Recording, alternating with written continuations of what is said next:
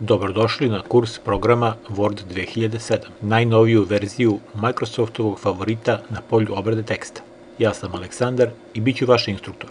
Na ovom kursu ćete pored osnovnih tehnika savladati i mnoge druge funkcije koje će vam biti od velike koristi u svakodnevnom radu. Zato, hajde da počnemo. Da bi počeli sa radom u Wordu, morate ga prvo pokrenuti. Ukoliko, kao i ja, na svom računaru imate instaliranu najnoviju verziju Windowsa, to jest Vistu, startovanje programa će se razlikovati od onoga na šta ste navikli. Naime, start dugme sada izgleda malo drugačije, mada se i dalje nalazi u donjem levom uglu ekrana. Kliknite na njega i vidjet ćete novi start meni. U njemu se nalaze različite opcije, pa nije redak slučaj da odmah uočite i prečicu za pokretanje Worda.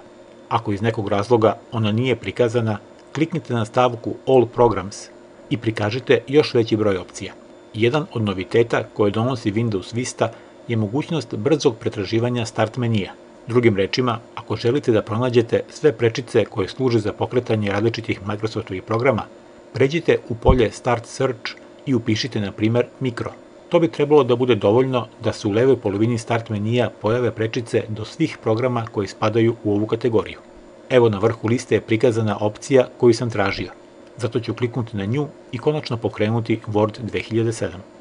Kao što vidite, radno okruženje se prilično promenilo, što znači da ću prvo morati da vas upoznam sa svim njegovim elementima. Upravo tome je posvećena sledeća lekcija.